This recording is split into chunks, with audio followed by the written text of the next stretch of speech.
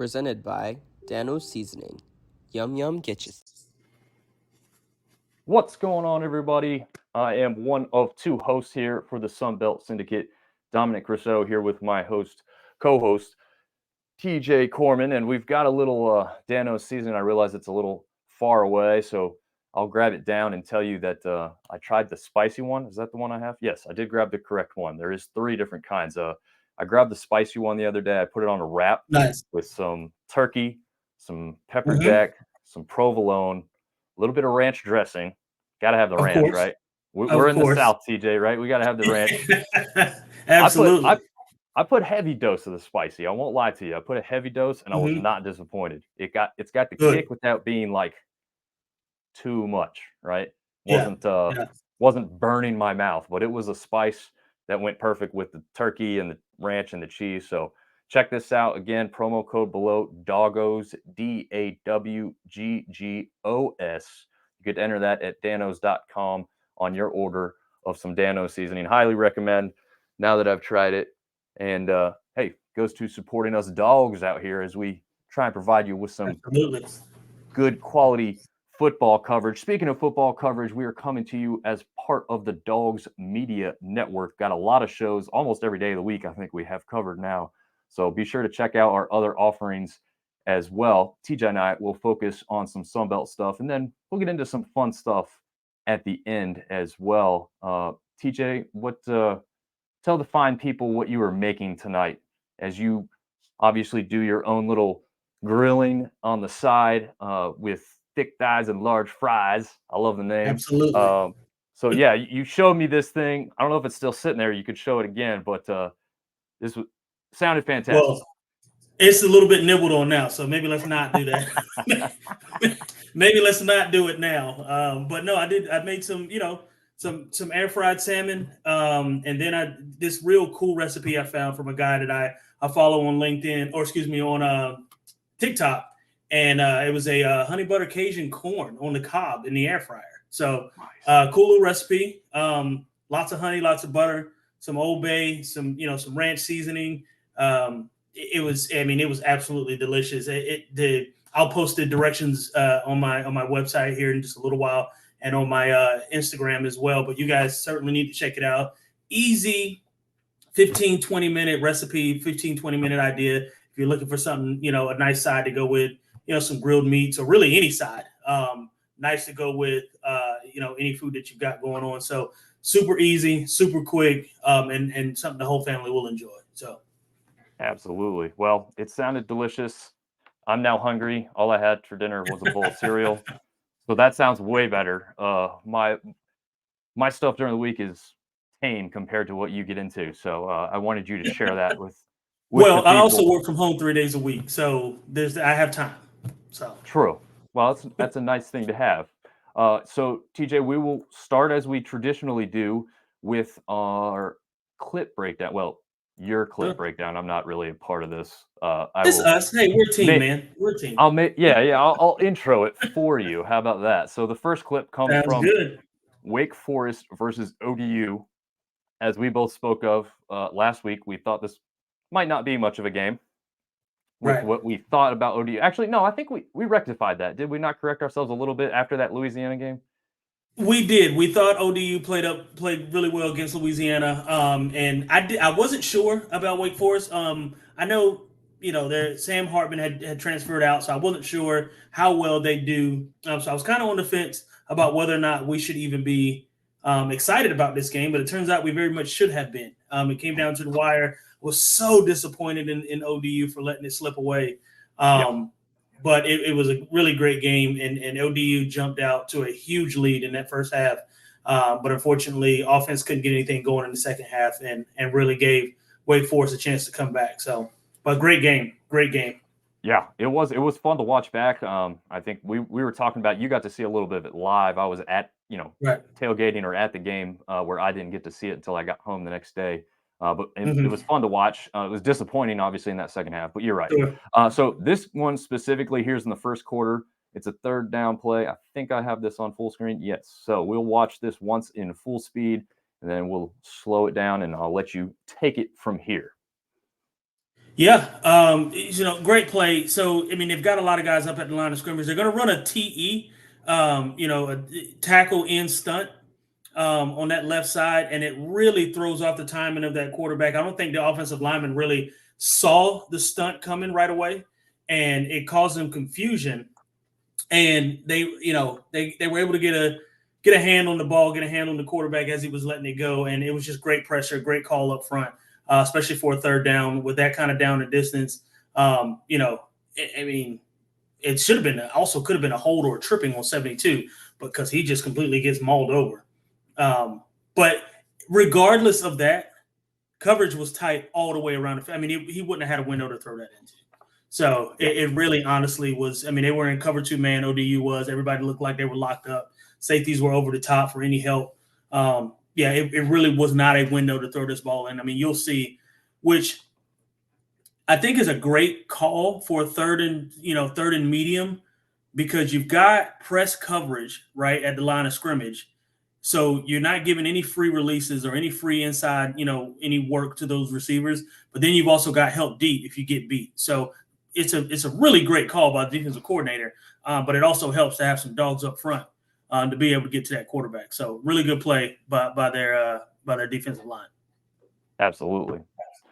Great breakdown there. We'll jump into the next one, which comes from what we thought was going to be the best game going into the weekend. And as far as the score goes, it lived up to expectation. It was a close one. Sure. I don't know if it was quite the score fest some might have thought. Well, it wasn't going to be a score fest. That's a terrible way to describe what we thought this game was going to be. But I think we were both. Well, we didn't think 16-14. That's for sure. Correct. That's a good way to say it. Yeah, we probably thought both teams might be up in the 20s with some good powered offenses. So this one specifically has Troy on a 3rd and 8 just inside the red zone here. We'll again play this in full speed to start with. Was a 5 wide set here? Yeah, and JMU's doing too much at the snap of the ball. I mean, I don't know what. I mean, it's 3rd and 8. It's sometimes, you can get too cute. You've got linebackers walked up in the A gap. The outside linebacker here, he never reroutes the slot receiver to the bottom of the screen, never gets a hand on him. And it's just the plays. I mean, it's a blown. I don't know that it's so much a blown coverage as just they just got beat. It just wasn't a good call versus 5 wide. I don't know who you think you're fooling when you've got 6 people at the line of scrimmage. I mean, I don't know what you're doing. So not a good play call. Trying to get cute down in the goal line or down in the red zone defensively, and nobody, like I said, nobody gets a hand on. And also, too, we talked about this before we went on air. Yeah. That top side slot guy, he actually makes this thing go. He's holding that. That safety's eyes are with that number 3 receiver to the bottom or top of the screen, and that causes 7 to be wide open at the bottom of the screen. So it just great call by Troy, but terrible defense. I mean, it's just awful. Again, trying to be cute. I mean, why are you running a double A gap or looking like you're going to run a double A gap blitz on 3rd and 8 in the red zone when you're against 5 wide? That just makes no sense at all. Let me ask you a question. If they had 4 wide and 1 running back beside the quarterback, I know we didn't talk about this beforehand, so I'm just throwing this right at you, but does that change your thought process on what this defensive look was? Like, could they have been keen on a possible run to set up the possibility that they're going to go for it on 4th down thereafter if they got it within 4th and manageable, 4th and 1, 4th and 2 type of scenario, maybe? Or I know that's not what happened. No. Right. Well, I say no. I would, because even if you're going 4 wide and you've got 4 verticals called with 4 wide, your 2 slot guys are always going to be your read. And that safety, that middle of the field safety in cover 3 is always going to be the read for the quarterback. If he's a good quarterback, he's almost never going to be wrong on this play. I scored most of my touchdowns in college off of this play because it's impossible to get it wrong if you've got a competent quarterback. And in this scenario, again, like I said, there's no running back in the backfield. But even if there was a running back in the backfield against this coverage, if those 2 outside linebackers, maybe I think there may be 2. One's an outside linebacker, one's a nickel. If they don't reroute those slot guys, you're basically just giving up a touchdown because there's no way that safety can't make the right decision. If the quarterback looks him off right, he's going to go left. And so one of the slot guys are going to be open no matter what against cover 3. 4 verticals against cover 3 is almost 100% of the time going to work if executed properly, especially against this, because there is nobody that gets any contact on any receiver and reroutes anybody on these after the line of scrimmage. So it's free releases against cover 3. It's basically 2-on-1. You're playing 7-on-7. I mean, it's I know I said a lot of words right there, but easy touchdown. Some of them. I understood some of them. Long story short is it translates to an easy 6 for there you go. Troy. It's exactly what it did. Now, unfortunately for them, that was a little bit earlier in the game. They didn't score much after that, but you know, they kept JMU in check for the most part, and we'll jump into this. They both kept each other in check for the most part. I mean, they did, yeah. You know, 16-14 game. That's. I mean, if you're a defensive guy, I'm not, but if you're a defensive guy, that's the kind of game you're looking for. Yeah, absolutely. All right, so this one comes from Louisiana and UAB. I think a game that we both thought probably would have been closer. I think we both picked the Cajuns, though, did we not? Yeah, we both picked the Cajuns. I didn't think UAB had enough, especially defensively. Louisiana's firepower is too much. They've got a quarterback who's very mobile. Running back is great, and you'll actually see during this play the influence of that running game. As you roll the clip, the influence of that run game is what causes this play to be wide open. You're going to get hard run action to the left, and that backside receiver on that crosser route is almost open immediately because of the hard play action. And this tells me, and I didn't get a chance to look at this game, but this is midway through the third quarter. What the action of those linebackers tell me is that they fear that run, which means Louisiana has been killing them with the run the entire first half and into that third quarter. Enough that they react, not just the step. I mean, if you run this play again, look at those linebackers. Their first few steps, I mean, they're going hard, to that. And I mean, there's just it's easy vacancy across the field. So, if you look at those two linebackers right here, I mean, hard reaction up front. And, and we talked about this too, ball placement. If that quarterback puts that on his upfield shoulder, he's still running. He hits his head on the goalpost. So, great call. Like I said, shout out to Louisiana's run game, because that run game, you can tell how much it influenced that play action pass, because those linebackers were nowhere near being able to make a play for that, on that pass play. So excellent call, excellent execution, great play fake. Just could have been a little bit better throw. Yeah, absolutely. I was thinking that same thing mainly when I'm watching is like just over the shoulder, man. And like you said before, he would have been gone all the way to the end zone. If I'm the receiver, I'm like, man, great throw, great call. I appreciate all of that. But just put that thing on my upfield shoulder, man. Let me run under it and let's go get 6. Yeah, exactly. So let's get into, let's see if I want to pull up how this scoreboard is. All right, well, we got East Carolina versus App State. We'll talk about that one first. Let's see, the final score in that one off the top of my head, I didn't remember, 43-20. Yeah, 43. So I know you caught that one. If you want to start off talking about what you saw there that you liked, didn't like, or just overall what you thought about that game. Yeah, we let some big plays get away from us on defense. That seems to be the theme for us this year so far. I know we're only 3 games into the season, but we're letting some big plays get away from, especially in the run game, missing a lot of tackles up front. The game was a lot closer than the score dictates, or the score will tell you. We had a great third quarter, but overall, and also shout out to Noel. I mean, 193 rushing yards is insane. I think he broke his previous record. You got some sound on here. He broke his record of 171 initially, which was his, I think, personal record, and then he went and, just went nuts against ECU. So shout out to him. Really, really great game. Aguilar had a great game. Had a couple mishaps, but overall, like I said, defensively is where we really need to start putting our foot on people's necks and taking some things away. Let some big plays happen for us in the passing game, and also, like I said, in the run game, they were able to get some things going. ECU was, but overall, a win is a win. Like I said here, I mean, just missed tackle.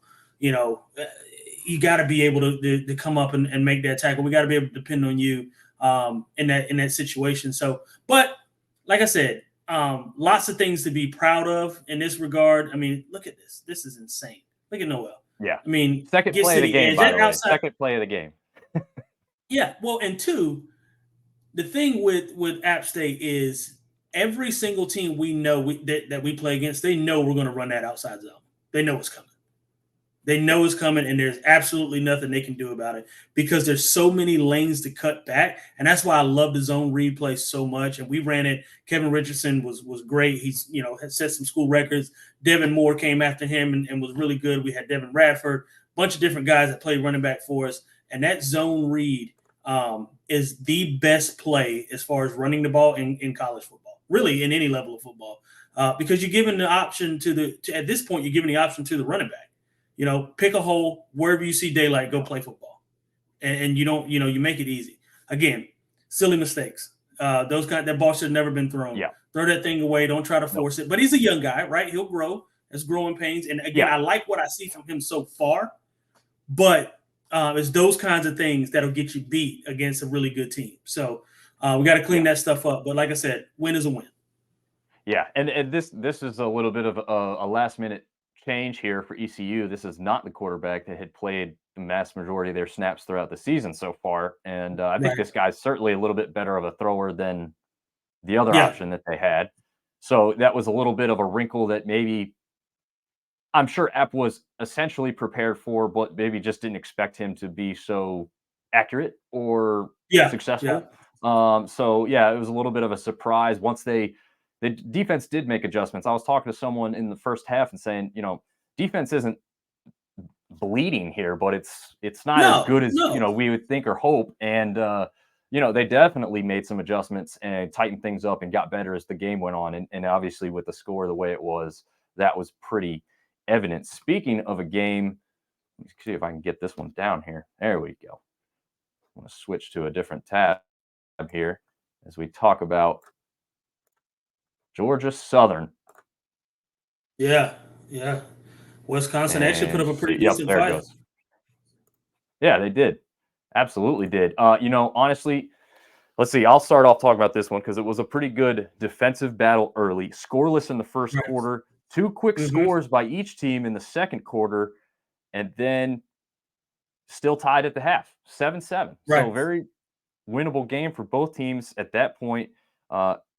Georgia Southern would actually go up 14-7, but after that, Wisconsin had 28 consecutive points, caused partly in the 6 turnovers that Georgia Southern ended up having. You can't win a game when you have the ball. I was going to say that'll times. do it. Yeah. Brent didn't have his best game, and a team like this, when you're on the road at a Big Ten opponent, you got to have one of your better games. He had some great plays. I'm not saying that. You just see one there to Burgess, who's one of the best receivers in the conference. But very tough to win a game when you turn the ball over 6 times. And Brent, I think, had 3 or 4 of those all by himself there. So definitely something they need to clean up a little bit. I was really impressed with this kid here. I'm going blank on his name. Hopefully they zoom in there. There he goes. DJ Arnold. Yeah, very impressed with that kid. Big kid, solid back right there. He looks like he's going to throw the ball for a touchdown. Instead, I thought he was into the end zone. Yeah, absolutely. Did you get a chance to see some of this? I know it's a Big Ten network. Not sure if you get that, but I do get it. I wasn't. Yeah, I did. I do get it. I wasn't watching. I was keeping up with the scores and I was watching, highlights and stuff like that. I did see the 6 turnovers. It's a killer because, if you're Georgia Southern, you can win this game. This was a very winnable game for you. Any way you look at it, it was winnable. And to really, shoot yourself in the foot, not one or, once or twice, but 6 times and still, only come away, down 14-35, this game, they should have scored 50 on them with 6 turnovers, Georgia Southern had every chance in the book to win this game. And they just, for lack of better terms, just threw it away. Yeah. No pun intended. Yeah, they literally threw it away a few times, I think. Right. So next game we'll talk about here was the one we did a little clip on already, but this Wake Forest versus ODU game, again, we did speak on this a little bit, but This one, 17-0 at the half. Could have been 20-0 if the kicker makes the kick. He actually missed He two makes field his field goal. goals Yeah. on the day. Yep. Mm-hmm. Yep. Yeah. So think about how close of a game that is there if he makes both of those. Harvey had a great first half. Wilson's deep ball was Mm-hmm. working, and then it kind of just didn't work in the second half. I don't know if And that was so yeah, much I play don't. calling or I don't know, man. I yeah. think a lot of it was just, you get caught up. You jump out to an early lead, 17-0 at halftime, right? And you go in the locker room, and there's one or two things that happen. And from experience, we had experienced seniors on our team, and I'm reverting back to my App State days, going down and playing Michigan. You jump out on a team like that you shouldn't be winning or shouldn't be beating. And there's two things that happen. First thing is you go in and you start feeling yourself. And it's these guys can't play with us. We're giving them everything they want. They're not prepared for us. And then you go in and you kind of lax at halftime. You don't make any adjustments, which it looks like ODU did not do. And then Right. that other school of thought is too just the opposite of that is these guys are going to give us their best shot. We played at Michigan. We knew that first 8 minutes of that third quarter, we're going to get everything they had. They were going to empty the kitchen sink on us, and we were able to withstand it. ODU was not. Wake Forest came back, like I said, 13 points immediately in the third quarter, and then fourth quarter just really put it away. So I think, ODU scores nothing in the fourth quarter at all, and still only loses by 3 points. It's a heartbreaker, man. It's a heartbreaker. It really is. Shout out to Logan Willis says, "What's up, fellas?" TJ, I know you don't know Logan personally. I don't know him greatly, but he does attend the University of North Carolina, so he's just down the road here and provides some Nice. coverage for both them and Virginia Tech. Actually, I think he went to a Virginia Tech game recently as well. And then we've got Hunter chiming in. National champ talk. 3-time national champ. Put some respect on that name, man. Come on. Put some respect on me, man. No, I'm just kidding. Thank you, everyone, for tuning in. You got comments, you got questions, go ahead and share them with us. We'll try and put them up here, share those along with you guys. We'll jump into the next game we'll talk about here, which will be Tulane versus Southern Miss. A little bit of a rematch from last year. Yeah. Look, Tulane scores on the opening possession, but they slowed up after that. The Tulane front four, we've talked about this before, TJ. They were dominant just once nasty. again. They are nasty. And Southern Miss, honestly, on the opposite side of the ball, not disappointing in that. I mean, Tulane scores a lot of points, and they only scored 21 in this one. So if you keep Tulane to 21 points, you should have a chance to win. It was the offense that just couldn't keep up. There was a few missed tackles in the secondary by the Golden Eagles, but up front, no disappointment there on the front end of the defense. Again, just offensively, couldn't really get anything going. The front for the offense really just could not keep up with the front four defensively of Tulane, and that's not much of a shock, I guess. But I don't know. Did anything shock you in this one, or is this kind of where you expected this one to go? I don't want to say shocked. I'm more disappointed in the output, and you touched on it from Southern Miss's offense. When you play a game as well as Southern Miss did on defense, you expect your offense to at least come out and put up some points, and they did nothing of the sort. They looked abysmal pretty much all four quarters. Prime example here. Where's he throwing that ball? That's double coverage. There's no reason to throw that ball in that situation at all. Throw it away. Yep. Live to play another down. That could have been way worse than it actually was.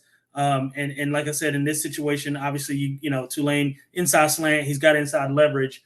That's going to happen. But 21 points you give up. You expect your offense to at least, meet you halfway, and they did not. Nope, certainly did not. That would do it for that one. So we will jump over to Georgia State in Another Charlotte. quick thing, though, I don't like that blue Tulane has. What are you doing? What is Tulane doing with that blue? I don't like it, man. You're the green wave. Be green. Like what? That blue it just throws me off. I don't. Just throwing that out there. Do something about that.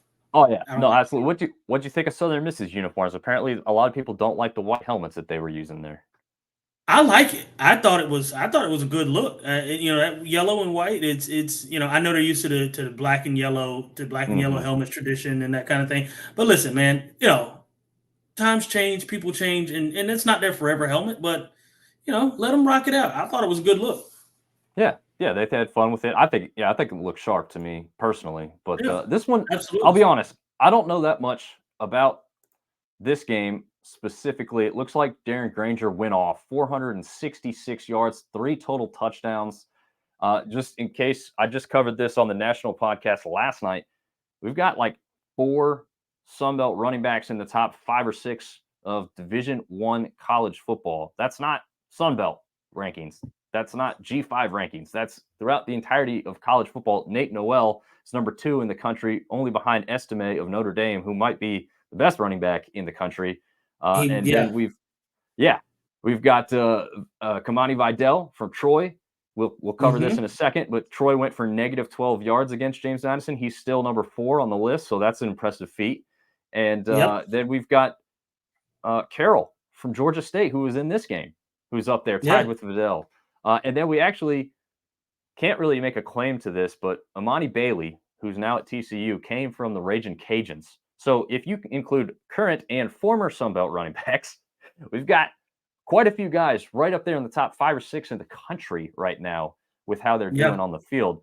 And we saw Carroll in this game here for Georgia State. Although, honestly, Jones outrushed him. He was the quarterback for Charlotte. Kind of Right. surprising. He goes for 80 yards and a touchdown. But yeah, looks like Georgia State jumped out to a 16-0 lead and the 17-0 lead in this one before Charlotte Yeah, and started to then make a little bit of a comeback, huh? they didn't. Georgia State jumped out on them and didn't look back. To be quite honest, happy for Georgia State, happy for Coach Elliott. They just look good all the way around. Freaking Granger, man, 466 and 3 tuds. That's insane. I mean, Yeah. he was all over the field. He was tossing the ball all over the field. Everybody was. I mean, what is happening right here? I mean, I don't even understand how he gets that wide open. He's just look. I mean, Nine's pissed off. I would be too. I mean, he's Yeah. just running behind. I mean, he doesn't get more wide open than that. So I think Georgia State really played, and we talked about this too. I think actually in our first show. I don't know how Charlotte is not good. I don't Right. understand that. Living where you live, and I mean, there's so many schools in that Charlotte area that they have the option to recruit from. And again, I get it. People want to go to the bigger schools, and that happens. But there's enough talent there to go around that they should not be getting beat like a drum at home. No, not at all. But you know what's funny is Georgia State probably felt right at home because there was nobody at this game in Charlotte, just like there's not that many people at the games at Georgia State. So Right? it was like home field advantage. Yeah. Yeah. That's a bad attempt at Oh, a joke at the Georgia State fans. Sorry for saying that. But honestly, this team looks like they could be one of the most impressive versions that they've had. So please go out and support the Panthers. They deserve it. There's only one yes. way to get everybody to feel like it's a party atmosphere is to start creating that on your own. I know that there are some people that are trying to make it that way down there in Atlanta. It is tough. You've got a lot of UGA and Georgia Tech fans, but there's only Right. one way to do it. It's just keep going, keep supporting. It's kind of what App State did long ago. I mean, that App State wasn't always 3-time national champs and beating Michigans of the world, right? Right. We had to build this It thing from the started ground slow. up, and we had to get the fan base to come. And they say, if you build a good program, people will come. And Georgia State's off to a 2-0 start, or I'm sorry, 3-0 start now. Yep. And you guys have got to start coming out, participating, showing some love, giving this group. I mean, I know Coach Elliott will appreciate it. Look at him. There's my guy. He's crazy, man. He's Yeah. got a problem. he's got issues, but I love him to death, and those guys deserve your support. So if you're Georgia State and you're watching, go out there and give them some love, man. They deserve it. 3-0 is huge, no matter what how many games you're in. So Yeah, absolutely. And then in one of the bigger surprises, not the fact that South Alabama won, I would say, but right, the it's how they won. scoreline. Yeah. And Yes, I don't know how much of this one you got to see. I went back and watched this whole friggin' game because it was that yeah, good. It was that dominant of a performance by the Jaguars. And honestly, going into the season, I think we thought that they would stand a chance. Now, they started off a little bit slower maybe than we had thought right, that they would. But this is exactly what I thought this team would look like before the season started. And I have heard the thoughts and the fact that OK State was not playing at full roster. You know, they had some guys injured, they had some guys Doesn't out. matter. It's part of the game. Doesn't matter. You play with who's out there. Yeah, you don't lose 33-7 just because a few guys aren't there. Right. Alabama State was just better, and they were better in all phases. They were better in every aspect of this game. I mean, the three top category. I'm sorry, yeah, South Alabama. My apologies. You like Alabama State? You like those Hornets down there or something? I do. South Alabama was they were dominant in every single aspect of this game, man. I mean, first of all, Lacey, 5 receptions, 104 yards, and 2 touchdowns. They only threw as a team for 152. So if I'm Oklahoma State, I'm like, let's cover. Why don't we cover that guy? Why don't we try covering that guy? Because he's the person that they're throwing the ball to. I mean, math is math, and my math is mathing right now. He had more. He had the bulk of the receiving yards. It's like, come on, guys. Like, let's start covering this guy and start putting a hat on him. I mean, he did 151 rushing yards, 2 touchdowns from Webb. All around dominant game, special teams, offense, defense. It just looked great for South Alabama. I don't know what Oklahoma State was doing. I don't know where they were. I know they had, like you said, some injuries. That does not equate to 33-7. South Alabama was better in every phase of football, and it was great to see for the Sun Belt. Absolutely. Let's see. I don't think I have highlights for the next game that I was going to talk about. Hey, look at that! Look at that! That's awesome. Yeah. This game was like if you changed jerseys and told somebody that one was a Power 5 and one wasn't, I know who I'm picking. Right. So, unbelievable. Oh, look, we got another comment here. Show us the rings. Do you even have those things? Are those like collecting dust somewhere? You could display them prominently. They are. They're actually in the next room over in my. Well, it's I guess technically an attic. I'm gonna make it a man cave here in a little while, but they're in storage. I don't even bring them out anymore. But I tell you what I'll do next time we go on air. I'll have them out here so you guys can take a look. I hadn't even thought about it. As a matter of fact, that just shows you how modest I am, right? It's not a me thing. It's a we thing. Yeah, there you go. You should wear them and then just rack them on the desk as we sit here and go over things. Right. Get my Jordan on. Have you seen the App State Open this year with Jerry Moore? Have you seen that clip? I have not yet. Oh man, he's got not only the national championship ring, he must have conference championship rings or something. He's got them all over his fingers, and he's just sitting there in a rocking chair. Oh, it's awesome. For those of us that are App State fans, I'm sure other people don't care as much. But the next game we were going to. That's tough on you. Yeah, exactly. We did talk about this. We did have the highlight to open the show with Louisiana and UAB. Basically, even though the score was only 20 points, this game wasn't ever close. It never felt like a threat. Statistically, I guess Zeno from UAB ends up kind of sort of better in the statistical category, but we know who the better quarterback was that night. And that would be Zion Chris, or I think I'm pronouncing that right. It looks like Zion, but I believe they're still going to pronounce that Zion. He is taken over. I don't think he's going to let go of the helm of the quarterback position anytime soon. Ben Woolridge was injured, and then Chris comes over, and obvious dual threat, probably more dangerous now with his feet, but as we saw in the clip, that'll change over time. Yeah. Give him some time. That arm will start working. He'll be fine. Yeah. So he just went off and started exploding there. As far as that game goes, really, they had 2 guys go over 100 yards. Chris was one of them. Just not much of a game. It's great to see Sunbelt take 2 straight games from UAB, Georgia Southern last week, and then the Cajuns took care of business this week. I'm just going to go ahead and take this off the screen so our beautiful faces can be featured more prominently here, TJ. Let's see. What other games do we have here? Well, yet again, Troy and James Madison. We kind of had that clip to start with that Yeah. game on the NFL Network. That was a beautiful broadcast. I love the fact that some of the games get put on there. 16-14 defensive battle. Yep. Troy just couldn't get the running game going. If they could have supplemented a little bit of running game to help open up the passing game a little bit more. Right. You can't be one-dimensional and win at our level of football. I mean, if they, if all they got to do is prepare for one side of the ball or one aspect of your offense, then you might as well not even put on a uniform. It's not going to be close. And this game was actually closer than what we initially, like I said, dictated that it would be. Not that we thought this, it would be a runaway one way or the other, but we thought there'd be more points scored. And Troy just could not, they couldn't take off. So, It is what it is. It happens for sure. Yeah. Still a great game for people on the outside to be watching, I think. But yeah, they opened that up. And then as far as the games that we're not going to get into as much, because they just weren't that close and we didn't expect them to be. Most of them in a good way. So Texas State hammers Jackson State 77-34. Arkansas State gets in the win column for the first time, taking care of Stony Brook 31-7. Coastal Carolina easily disposes of Duquesne 66-7. Do you know where Duquesne is? A little trivia question there, TJ.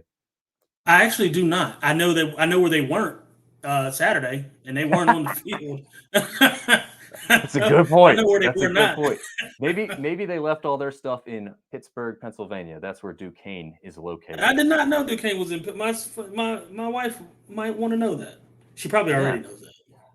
Yeah, or as my friend Seth says, DeQuincy, because he says that's how it looks when you see it. So it definitely does not look like Duquesne, I'd say. No, it does not. I didn't know what it was the first time. It's probably 6 or 7 years ago. The first time I'd seen them, they were playing basketball, and I was like, "What? Yes. Who is Duquesne?"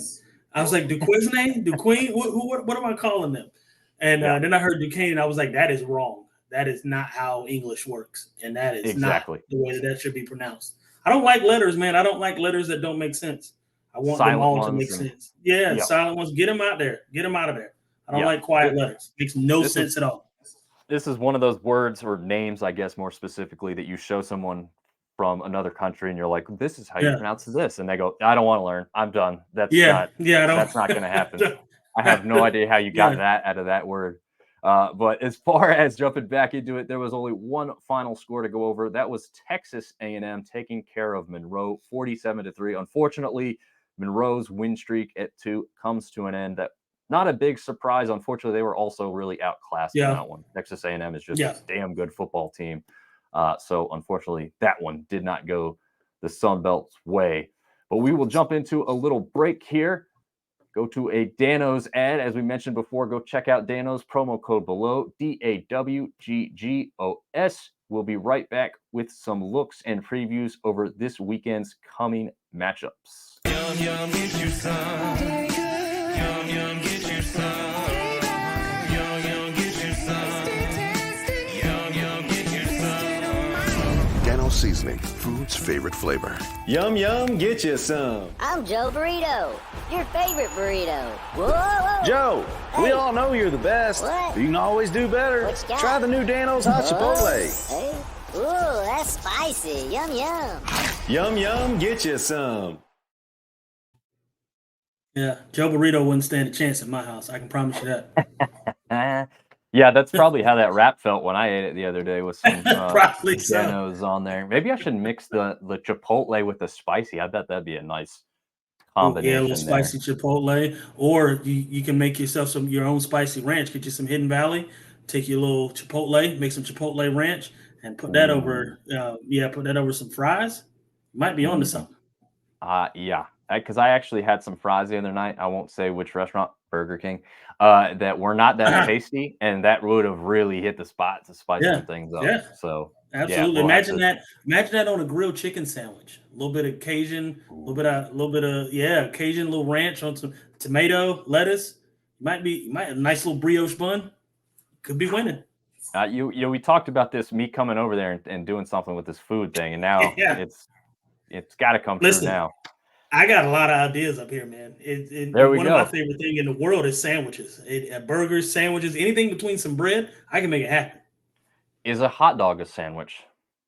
We had this conversation earlier today. Actually, when I was in physical therapy earlier today, I don't know whether a hot dog is a sandwich or if it's a sub. But if it's a sub, is a sub Mm. also classified as a sandwich? Because Well, so what are we doing? hmm. So I've heard the term before, sub sandwich. You want to go get Right, a sub sandwich? right. I would classify a sub as a sandwich personally. I think I would. So then a hot dog has to be a sandwich because if a hot dog is certainly not a burger, No, it's definitely not a burger. Although and they can't have a category by themselves. Joey So Chestnut probably it's thinks that they should have a category by themselves. he probably does. But I can tell you what I have done to a hot dog bun. I have taken a Yeah. hot dog bun, split it open, and put lettuce, tomato, ham, and cheese in it. Yep. So Yep. is it a sub or is it a sandwich? What are we doing? Have you ever This put can go either mayonnaise way. on a hot dog? I've never done that, and I don't think I want. I don't think I want to do that. That's a real I don't think Southern I want. thing, man. Come on, you got to join in on the fun. Listen, I must not be that southern. Mayonnaise on a hot dog. I think I'm cool on that. I Well, think I I'm. will tell you this: I don't put it doesn't just get mayonnaise. You got other condiments Well, there. sure, You you got the other ketchup stuff. and chili and those kinds of things, but I don't know, man. Mayonnaise, and But also too, I like my hot dogs dressed all the way up. So there's slaw, there's chili, there's yes, mustard, ketchup, onions, relish, the whole deal. So I've got mayo in my slaw anyway. So technically, I guess I have had mayonnaise on a hot dog. yeah, there you I'm go. just not. Yeah, yeah. That's just not going to be a main condiment for me. That won't happen.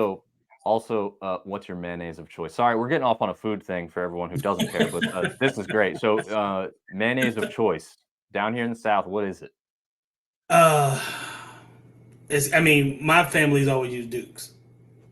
We've always used Duke's mayonnaise, but I'm not mad at Hellman's. I know what I won't use, and that's any off-brand mayonnaise. And I'm not using um God, what is that? Blue Plate.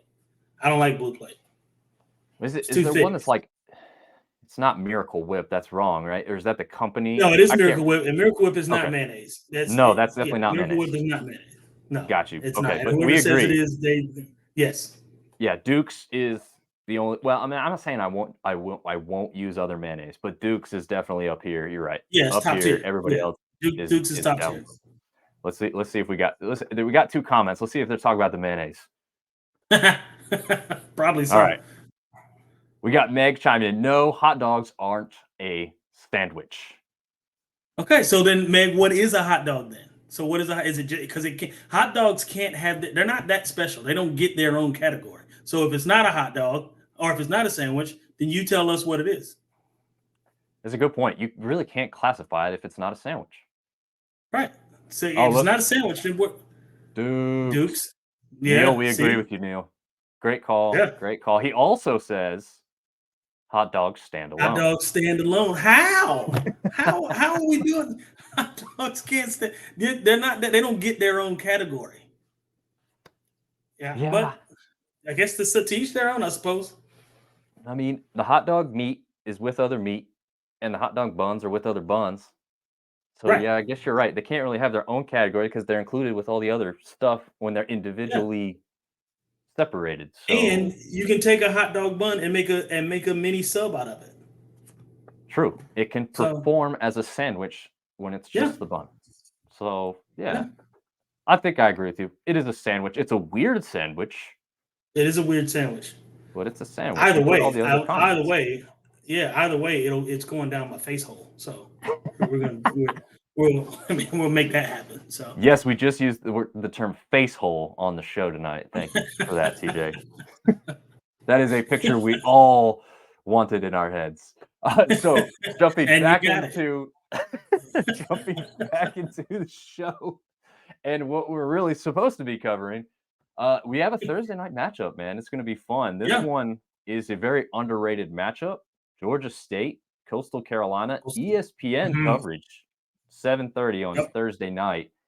We got some quarterbacks in this one. Darren Granger, Yep. Grayson McCall. I mean, as far as I know, they're both 100%. Well, I mean, you could speak on this. No one's really 100% anymore, Right. but they're Right. both considered healthy going into this one, which Mhm. is great because that's what we want to Yep. see as fans from the outside. Um, Thoughts on this one? I can tell you that looking ahead before we started the show, this all-time series is tied at 3 apiece. So it's Yeah. not like anyone's been dominating this series in this one. What do you think might happen here on Thursday night? I'm thinking Georgia State. I think I'm gonna pull Georgia State's way, and the reason I say that is because I think Granger is, elite dual threat level quarterback. I think he's, his ability to, he threw for 400 yards, 400 plus yards last week or this past week. I have no reason to believe that that's. I mean, even if he cuts that in half, that's still enough to win against Coastal. So do I think it'll be a runaway? No, I think it's going to be very high scoring. I think both teams are going to be able to kind of get out on each other and take advantage. There'll be a lot of emotion early on, but I think overall, I'm taking Georgia State to win this one.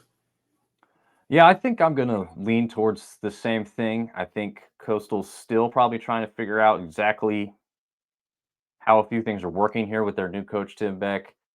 I took Georgia State to finish like number 2 in the East last year, which looks really silly now, obviously.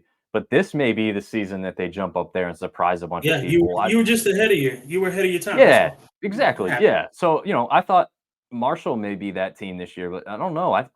So far to me, Georgia State looks a little bit better, more well-rounded Yeah. overall. I mean, they had some of the defensive lapses in that first game, but that Rhode Island team, FCS wise, pretty damn good. So it's not like Yep. they're facing a middling FCS team. This is a top quality FCS team that they played first game of the season. Defense is always a little bit loose, I feel like, in a lot of those matchups. So, Sure. maybe they've rectified that and they're moving in the right direction. In this one, let's see here. We'll just jump back out of this until I figure out which matchups are going where next. I guess we'll jump into. Well, let's see. We got 2 more comments. Let's see if we've come back from Neil. Po' boy is Oh. shrimp and it's a sandwich. I consider a No. po' boy a sandwich. You don't think a po' boy is a sandwich? A po' boy's a sub. A A sub po' boy's a sandwich. sub. Okay, okay, sub sandwich that works. But then, so then what is a burger? Is it just a burger? Because is a burger a Uh, sandwich? I mean, I guess I would call a burger a sandwich. I mean, I would call a burger a sandwich before I'd ever call a hot dog a sandwich off the top of my Oh, head. absolutely. So I guess Yeah. he is a sandwich. I assume he being a hot dog. Yeah, I'm not sure who he is. Yeah. He is him. You got I you got to don't. be more specific, Neil. You got to get our But pronouns yes, correct. I mean, we're talking about all the food. Now I want a po' boy. I had one of the best po' boys I've ever had when I was down there in Raging Cajun country, by the way. So I'm sure you again, did. Yeah. you and I got to get down there to take in a game, whether it's an App State one or not. Doesn't matter. Yeah. The food's Just for the the food food's worth the alone. journey. Yeah. Yeah. So our boys at App State 2-1 travel up to Wyoming, who's also 2-1, and just came off a hell of a close game with the University of Texas. Yep. What do you? I mean, I don't know how much confidence I had. If you remember correctly, I actually called App to lose this one before the season started. Yeah, you did. I think Yeah. you went the other direction, but maybe we both flopped. I'm not really sure. What do you think going into this one here? It's only supposed to be a 3-point Wyoming favorite right now at this Right. current moment. Yeah, and I think Wyoming has the advantage being at home. I never want to pick against App State, but I can tell you this: if we're not tackling well, that's going to be a problem for us. So we got to straighten that out. We got to make some. We got to make some tackles. We can't keep giving up the big plays as much as we're doing. There's no reason why ECU should have been as close of a game as it was. I understand that ECU is coming up and they're starting to match people on talent and that kind of thing, and that's great. But talent-wise, they're not on our level yet, and we made them feel like they were because of the big Right. plays that we were giving up. And Carolina, same way. Now Carolina's a little bit more evenly matched from a talent perspective, but still, you're breaking off 40 and 50-yard runs. That's not that we can't have that. So, Yeah. I'm picking App because I'm thinking with my heart and not my head. Wyoming does have the advantage. They are going to be home. They do have a hell of a running game, which scares me. They got a great defense, big, giant offensive and defensive linemen. They are absolutely huge, which is what Yeah. made that Texas game as close as it was because, this playing in our league, the difference is in those Power Five and Group of Five teams is the trenches, right? Colorado's Yes. finding that out the hard way. They'll find that out the hard way again. I think next week against Oregon. It's up front is where the skill wise talent you can match that, but if you can get to the quarterback and you can make life tough for them, and I think that's what Wyoming was able to do. So anyway, I went the long way of saying I'm picking App, but I'm not happy about it. Well, you can be happy about it, but just not confident, No, maybe. not Or confident. Maybe that's the word. not fully confident anyway. How about that? Sure. Let's just say that. Yeah, I was If I'm being surprised by realistic. how that game went. Yeah, I was very surprised about that one. I'm going to flip it for where I went because simply Joey Aguilar. I mean, he had his little bit of a downer game, I would call it, against ECU, which wasn't even that bad, right? I mean, a few simple mistakes that he knows immediately when he did it. But I hear Right. Sean Clark talk about how the kid just isn't phased, comes to the sideline very mature, knows it's just move on to the next series, the next play. You got to forget about that. It's over. He didn't beat himself up about it. And you could tell he didn't because he came back out and just performed the rest of the game. So I think he's kind of the X factor there. He can use his feet. He's got the accurate arm. I think it's hopefully something that will be on App's side as they go up there. But like you said, it ain't going to be easy. No, They're going to have to do no. some pushing around and use the speed to their advantage against some of these bigger, stronger guys because that's how they grow them up there in Wyoming. Just insane, yeah. And like I said, I think if we can win the line of scrimmage, we can win this game. But I think that's the line of scrimmage is what kept Wyoming in this game against Texas. And obviously, again, there's the factor going into it. If you're Texas, we're better. We're going to dominate this team. You take a week off kind of deal. So you don't come into it giving them your best shot. So and I'm educated enough about football to understand that Texas did not put on their best game. I get that. However, there's only a certain amount of time into that game where you start to realize, all right, now these guys ain't come to play. Like it's time to turn it on. And when you can't turn that switch as quickly as you thought you could, you're not, that speaks to your opponent being able to sort of dictate how the game is flowing. And if you're giving them that level of confidence, against a team who's got nothing to lose in this game, I think it says a lot about who Wyoming is. So, like I said, winning the line of scrimmage is going to be key for us. Yeah, absolutely. I'm trying to show Neil's comment here. Did I get it? We'll see what we really have on Saturday. Yep. I showed it and then I clicked it again. My computer's running slower, I guess, with all the highlights. But yeah, I agree. I think we really are going to see what we have Saturday. I think, obviously, besides Carolina, this will be the toughest test App has faced all season, which obviously it's only 4 games in, so it is what it is there. But jumping into the next one, a little bit of a rematch from last year. We got Troy going up against Western Kentucky for the second straight season. What do you see maybe playing out in this one? We know Troy's offense really didn't get a lot going on the ground last game. You see that changing in this one against the Hilltoppers of Western Kentucky. I think they better. I think they better keep up with Western Kentucky. Western Kentucky is a high-flying offense, man. I mean, they can sling it all over the lot. And if they are not careful, this could be a runaway quickly. Western Carolina is not going to waste any time putting points up. They're not going to sit back and run the clock and chew things up. They're going to spread you out like they're doing here. And they're going to let that quarterback drop back and rip it. And I think that obviously he didn't on that play. But I think, if they're not able to really keep up with Western Kentucky's offense, it's going to be a long night or day. You can't change. You can't chase points against Western Kentucky. We saw that firsthand. Let me get no ads, no free ads, no free ads. 50. You can't be doing that against a team that's that high-powered air raid offense. You got another Helton that Troy's going to see. Wait, do they see Georgia? I don't think they see Georgia Southern this year. But if they do, No. yeah, the other side of Mhm. conference there. But since we got this one playing now, we got Virginia Tech and another P5 matchup. Virginia Tech going up against Marshall. Now this one's there in Huntington, West Virginia. Any chance Marshall pulls the upset there over Virginia Tech? And you said they're at Virginia Tech, correct? They're at Huntington. They're in West Virginia. Thundering Herd home game. So that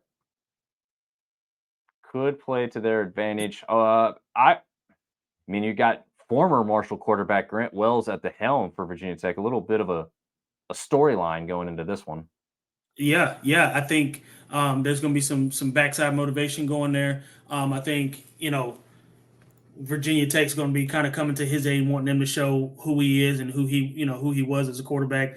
I don't know that Marshall's going to have enough. Marshall hasn't really impressed me a lot this year. And again, they're 2-0, but I'm not super impressed by how they got to 2-0. That said, Right. I'm certainly not impressed with Virginia Tech at all by any No. stretch. And even, the good folks down in Vegas aren't impressed by Virginia Tech either because they've got Marshall. The line is Marshall -5. So if I'm smart, I'll go with Vegas. But this really could be a pick'em game, to be quite honest. I think you're right. I think this is a pick'em game. I mean, I don't think Marshall's been going full force yet this season. They haven't put a full, Put it all together. great, Yeah. powerful game yet. But they could. And this would be Yeah. one hell of a game to do it in because it could be a P5 scalp. I mean, the crowd's probably going to be going nuts because they're going to want this one. So, Yep. yeah, I mean, the Jones going to be rocking. I want to pick Marshall so bad, and I guess since the money's on Marshall, the smart play is to stay with Marshall. Yeah. But again, Those folks in Vegas know what they're talking about. Yeah, but I think ultimately you're right, though. This is a flip a coin if you have to, but probably Right. don't put any money on it if you're the smart. No. if you're the I'm smart not bettor. betting a mortgage on it. That's for sure. Yeah, definitely not. So in next one, we've got Georgia Southern going up against Ball State. I don't think there's any reason to believe that this one should be close or No, Georgia Southern hopefully out all the that door. interesting. But Yeah. that is the matchup there. We know that they already took care of business there against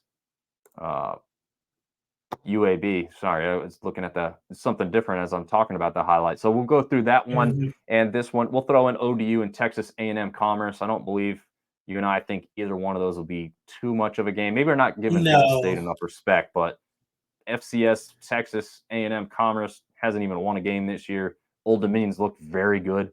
Even though, it's weird. I mean, with how I feel about Old Dominion, their record's still only 1-2, but it doesn't feel like it should be. I know it's a very good 1-2, as opposed to Virginia Tech's 1-2, who is not good. Correct. So and there's no moral victories. We talked about this, I think, last week or the week before. No moral victories in football. But if you're Old Dominion and the way you've lost the two games, now again, we talked about Wake Forest, coming back, but also Old Dominion not being able to do anything at all on offense. So there's that part. But there's some hope for sure for ODU, much more than I think for Virginia Tech. But Yeah. like you said, Texas A&M Commerce and no, and Ball State. I've got the Eagles. I've got ODU out the door. Yep. Same here. So do I. We've got South Alabama going up against Central Michigan in this one. Oh, I didn't get this full screen. You're seeing all the stuff on the side there. But yeah, South Alabama, Central Michigan. I mean, with how they just performed against Oklahoma State, I don't think this one's going to be much of a game either, especially this one being down there in Mobile. I don't know how much the heat and humidity is still a factor in Mobile. I'm guessing it's a little bit more than it is in Central Michigan. So I think I would say certainly about plays 10 to their 15 advantage. degrees different. Yeah. So I think we can cover that one quite quickly. So this one's interesting because now we've got another conference matchup. We've got Southern Miss matching up against Arkansas State. Battle of the 1 and 2 teams. Battle for kind of early basement spot to avoid the basement spot, I guess, over there on the west side. What do you think about either one of these teams fully righting the ship here? I'm taking I'm taking Southern Miss, and I don't take them because they're going to fully right the ship. I still don't believe that they're putting everything together, but I think they have it more together than Arkansas State does. I think defensively, we just talked about it. As a matter of fact, defensively, Yeah. Southern Miss looked really good last week, and I think that that's going to carry over. Now they can just get that offense to match, which I think they will. I think this will be sort of the game they get picked up against Arkansas State, and it's a good game to do it against, conference game, and also a team that you should be able to beat. So, I'm taking Southern Miss, and it looks like Vegas is too.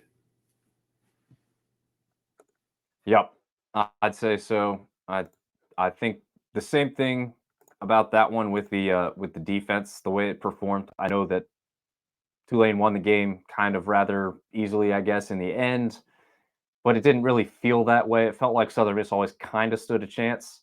It not going to be like it had to have been big plays, right? Because they weren't getting the small Right. stuff to set up the big play very often, but it was striking distance for most of that game. But yeah, the defense was the difference. But I think the defense could be the difference in a good way for them this week against Arkansas State. So I am going to agree with you there. And let's see here. Our next one, Nevada versus Texas State. Thoughts on San Marcos playing host there to the Wolfpack of Nevada in that one? Texas State by 100. By 100. Yeah.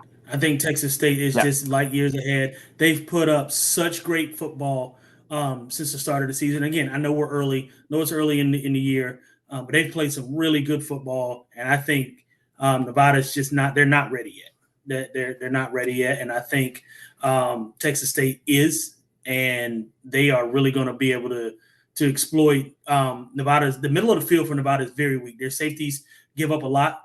And so I think attacking the middle of the field is really going to help, get that pass game off the ground. And quite honestly, I think Texas State can really take whatever they want in this game. I don't think Nevada has enough both offensively and defensively. I'm taking Texas State, again, far and away out the door, and I don't think it's going to be close. Yeah, I mean, they played USC. This is Nevada has played USC and Kansas. And so those two losses are not surprising. So you say, oh, okay, well, those could be not telling the full story here. They lost 33-6 to Idaho, who dropped back down to the FCS. So yeah, I agree with you there.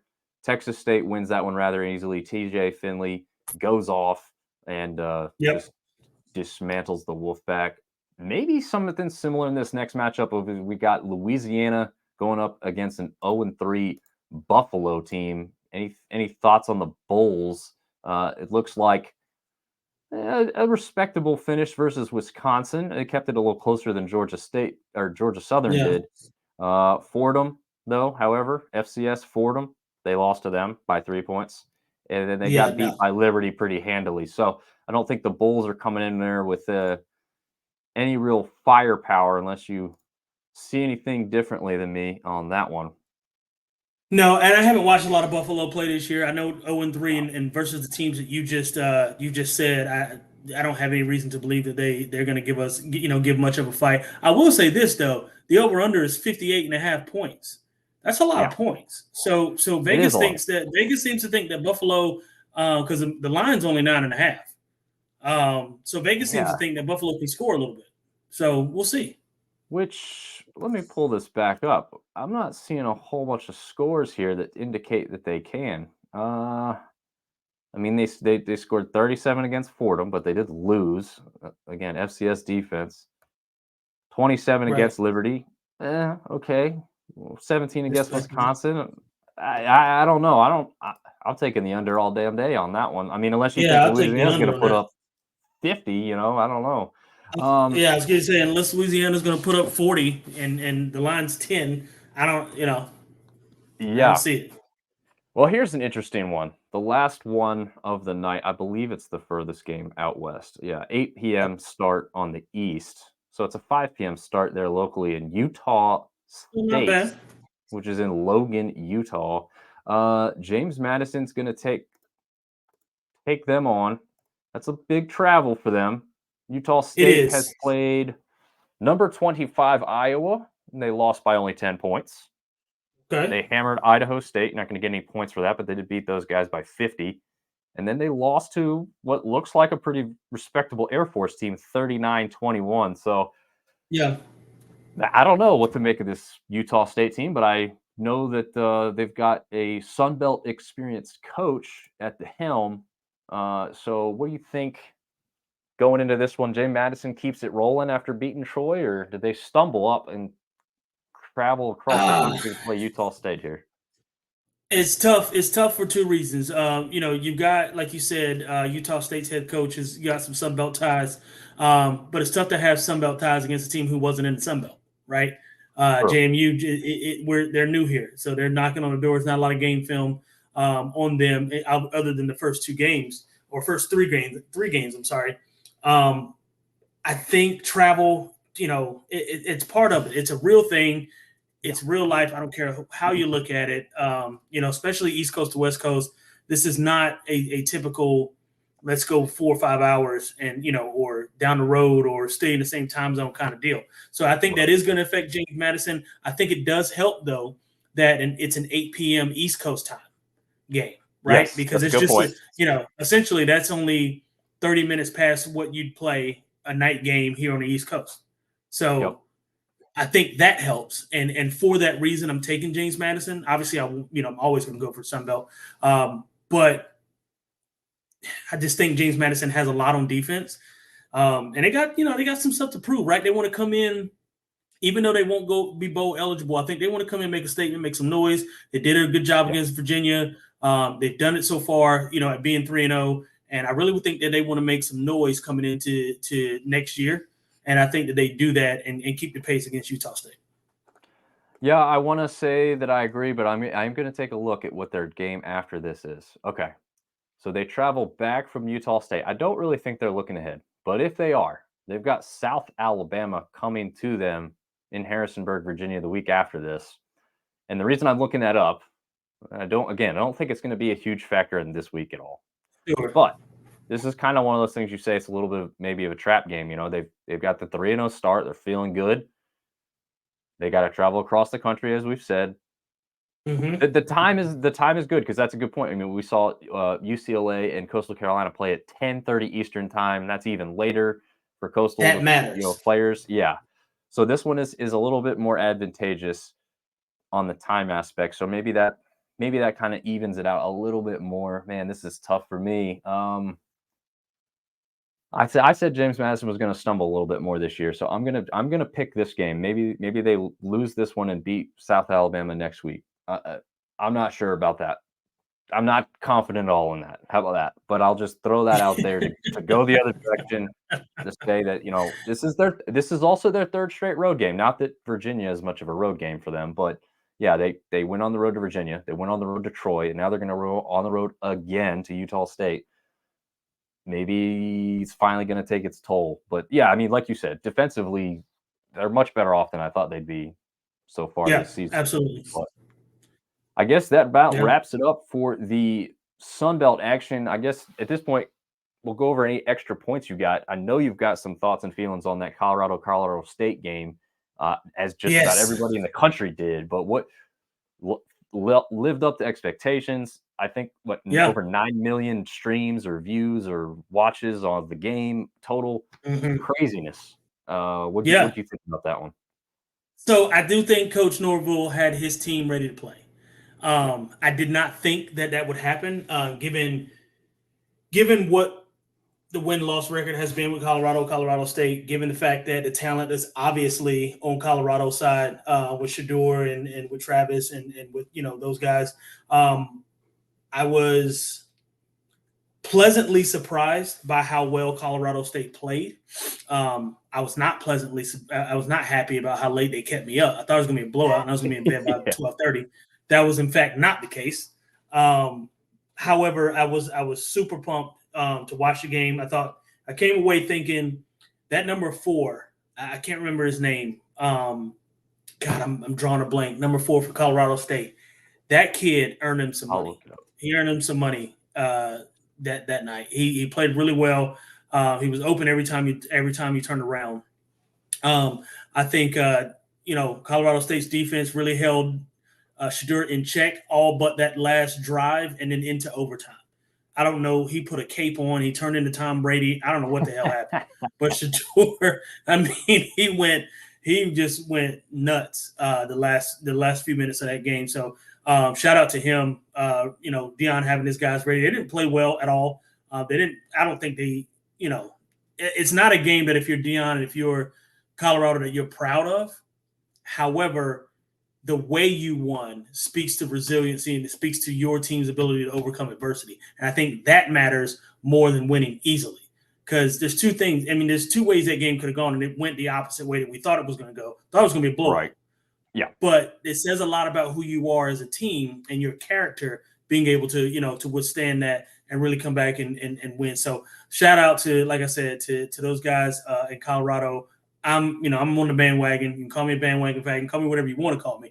But I'm riding with Deion, greatest player who's ever existed in football ever. So yeah, and it looks like Lewis Brown. Is that the name you're thinking of from Colorado State? yeah, the receiver. Yeah, from Inglewood, California. 6'1", 190. He turned into a monster. He's really good. He's really good. I will say too, there was some, as much as there were some highs in terms of how the game was, there was a low. And by low, number 11 for Colorado. Here's the thing. Was it a dirty? You can make a dirty play. You can make a bad decision without that defining who you are as an individual, right? So I think, I don't know the kid. He's probably a good kid. He, parents probably raised him the right way. I don't know. You're hype, right? You want to make a statement. It happens. You hit a guy after the whistle. You do a little bit extra. Those kinds of things happen. It was unfortunate what the outcome was for Travis Hunter. The outcome was fortunate or was unfortunate, but I don't think he's a bad person for what he did. I think it just was a bad act, and that shouldn't define him the rest of the season. He shouldn't have to live with that. And the death threats and all that stuff that he's getting. Yeah, I think that's crazy. I think that's insane. Yeah. So we need to cut that out. Humans suck sometimes. Yeah, it's a game. At the end of the day, it's a game. Yeah, I think it's because it was seen by so many people. But I mean, this isn't. I mean, technically, I guess that hit's not any different from a defenseless guy trying to catch a punt and getting hammered before the ball ever gets there. It's dirty. They're dirty hits. Yeah. They're not necessary hits. It was completely avoidable. But yeah, I mean, death threats is kind of crazy. I mean, I think you saw like afterward, a couple of his own teammates gave him high fives. So it was definitely talked about. Oh, it was planned. Give a little shot. It was planned. Yeah. So everybody was okay with it on that team, obviously. But sure. I mean, I think both the responses were fine from both teams immediately. Obviously, Shador then later tries to poke eyes or something. Not great. Yeah, that was crazy. That's not a good look. I don't know if he really got him either. He didn't get him, but he tried to, and I think that was a bad look as well. And there needs to be some reprimanding from Deion as it relates to that. You don't let your emotions get you to the point where you cost your team, because then you become bigger than the team, and that's not how this works. There was a incident with the Steelers, and Coach Tomlin, he pulled a guy to the side who drew a penalty, and he said, once you get you react, then it becomes about you and not about us. This is a we thing, not a me thing. Yep. And I think it's important that we, and it's hard, right? Because I've been in those situations, a guy tackles you and you're trying to get up and he's holding you down or he's grabbing your leg still. And it's extracurricular. It's hard not to react to that kind of stuff. So, I mean, there's a human element to it. We're all human beings. But you can't let your emotions get the best of you in that kind of situation, especially in that type of game when you should be winning and they have all the momentum. They got nothing to lose. A team with nothing to lose, I said it earlier, is a very scary team to play against. And I think Colorado got a taste of that with Colorado State. And I think, like I said, to Coach Norvell's credit, he had his guys ready to play, a little too ready, in my opinion. But they were ready to play. And I think that overall they gave us what we came for. Certainly worth the price of admission. Yeah, I'm only disappointed because, unlike you, I did not get to stay awake for that game. I had traveled to Boone and back, and 6 hours of driving, man, it took it out of me sitting in the sun. Oh, I get it. Yeah, I was very awake for the beginning. I loved how it started. The fans were there. I did miss Wheezy bringing him out to the field. Yeah. Someone told me about that, and That I was was like, I awesome. got to cut this thing on. I was getting home right around that time of the game starting. So, yeah, awesome. It's also awesome that like Colorado State's a G5. This isn't just like two power programs that are holding it above everyone's head. Right. This involved a team that doesn't ever really get recognition. So that's also a kind of a cool aspect of this. That also fits into not necessarily the Sun Belt, but where the Sun Belt Yeah, lies, but which what is we the Group of represent. Five. Yeah. So yeah, it's not out of the realm that something this big could happen for one of our teams at some point as well. That's obviously the biggest one. You got any other topics you want to touch on while we figure Yeah. that y'all? What in the hell is going on in Alabama? What's happening down there, man? Like what you need to call Coach Saban. Is it time for him to hang it up? What is going on? Because this is not. I mean, they've gone through 3 quarterbacks and it's been 3 games. Yep. That's a huge no-no, first of all. And then he comes on and he said, all 3 guys have gotten a chance to play.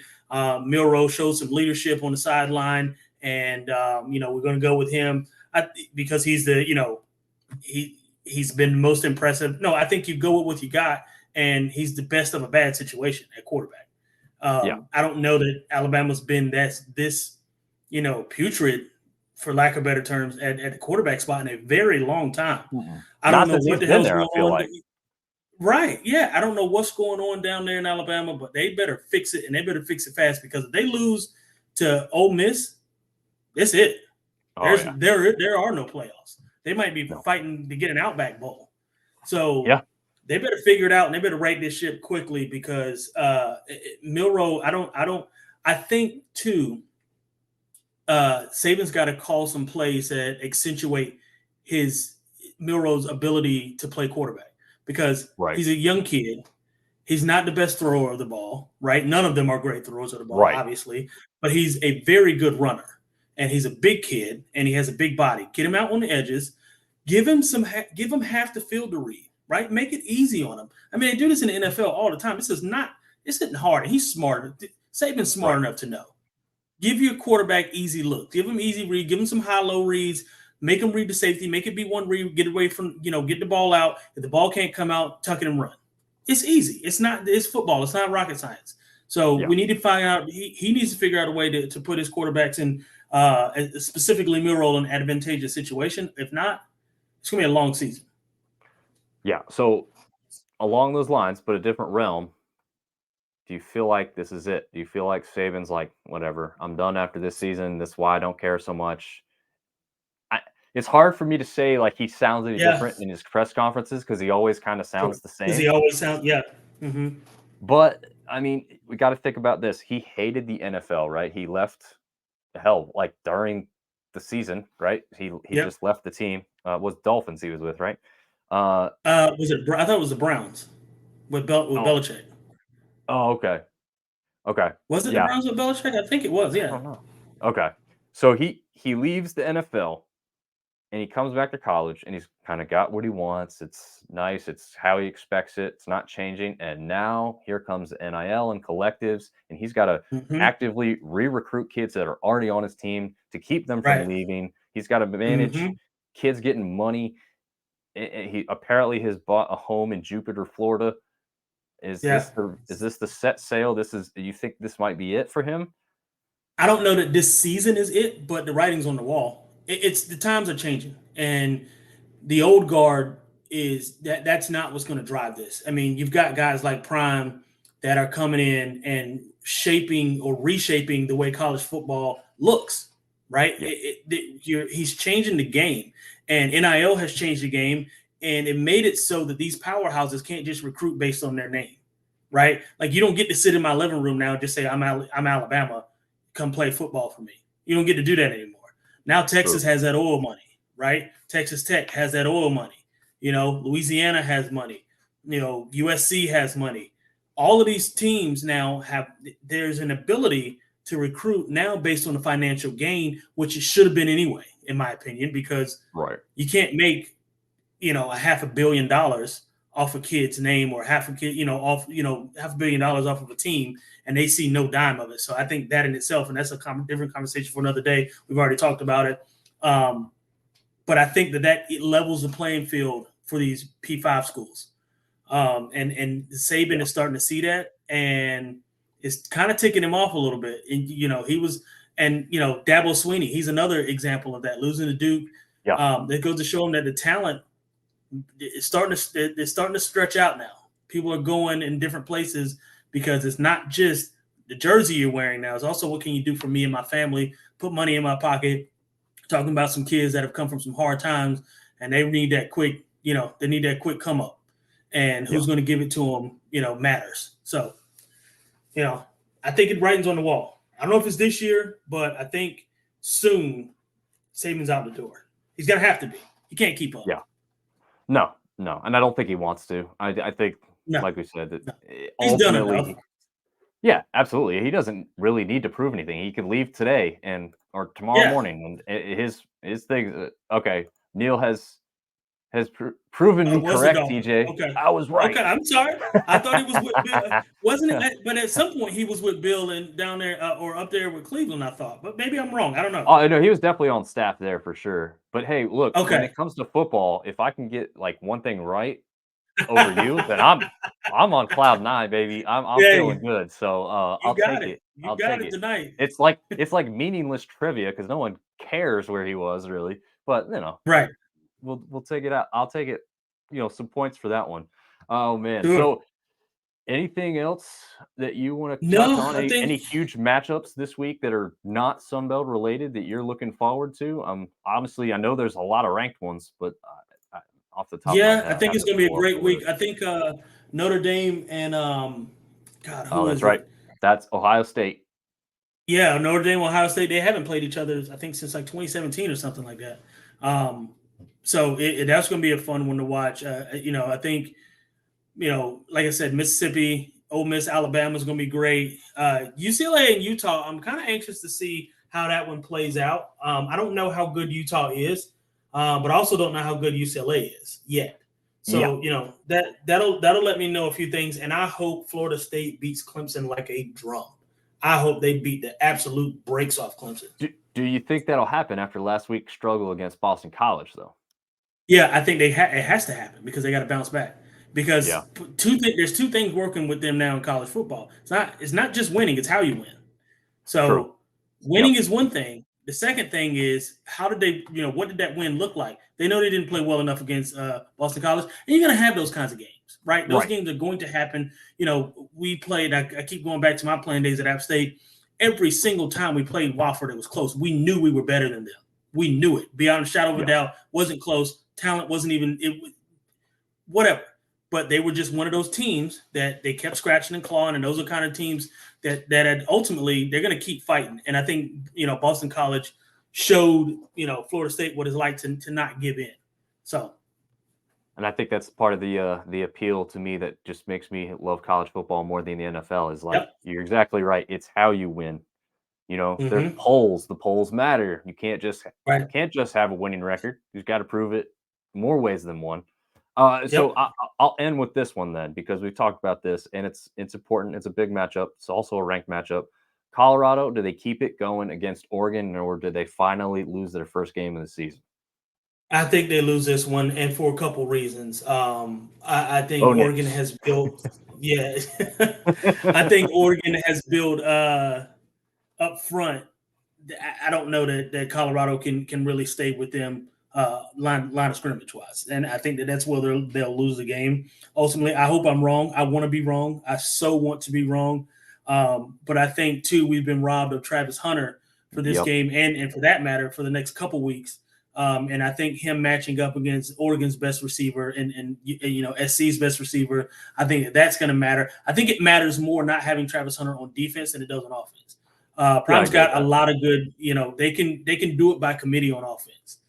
They've got, Horn. They've got, I can't remember all the kids' names, but they've got a lot of good receivers. And I think, Travis Hunter just added to that as the best athlete, really, in my opinion, in college football. True athlete, not, best player, but for best true athlete in college football, I think Travis Hunter is. And I think taking him off the field certainly hurts their chances. I don't know that they would have won with him, but I certainly don't think they can win without him.